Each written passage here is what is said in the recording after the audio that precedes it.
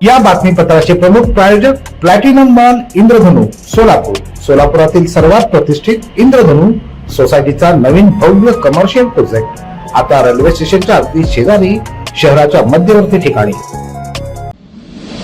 लोकसभा निवडणुकीपासून सोलापूर जिल्ह्यात भाजप विरोधात एल्गार पुकारणारे माढ्याचे खासदार धैर्यशील मोहिते पाटील यांना आता केंद्र सरकार आणि लोकसभेनं महत्वाची जबाबदारी दिली आहे। भारत आणि संयुक्त अरब मैत्री समितीवर सदस्य म्हणून त्यांची नियुक्ती झाली आहे। विशेष म्हणजे ज्या भाजप सरकारशी जिल्ह्यात त्यांचा टोकाचा संघर्ष सुरू आहे, त्याच सरकारकडून त्यांना परराष्ट्र धोरणाशी संबंधित त्या समितीवर स्थान मिळाल्यानं राजकीय चर्चा रंगली आहे। खासदार धैर्यशील मोहिते पाटील यांनी लोकसभा निवडणुकीत भाजपचे रणजितसिंह निंबाळकर यांचा पराभव करून विजय मिळवला होता। तेव्हापासून सोलापूर जिल्ह्यात मोहिते पाटील विरुद्ध भाजप असा सामना रंगत आहे। लोकसभा निवडणुकीत मोहिते पाटलांच्या भूमिकेमुळे माढा आणि सोलापूर या दोन्ही जागांवर भाजपला पराभव पत्करावा लागला। सांगोला, माळशिरस, माढा आणि करमाळा या 4 मतदारसंघात भाजपला मोहिते पाटलांच्या विरोधामुळे मोठी किंमत मोजावी लागली। नगरपालिका आणि जिल्हा परिषद निवडणुकांमध्येही त्यांनी भाजपसमोर मोठं आव्हान उभं केलं होतं। एकीकडे स्थानिक पातळीवर जिल्हा परिषद आणि नगरपालिकेत भाजपला रोखण्यासाठी मोहिते पाटील रणनीती आखत असताना, दुसरीकडे दिल्लीत लोकसभा अध्यक्ष आणि केंद्र सरकारनं त्यांच्यावर विश्वास टाकलाय। भारत आणि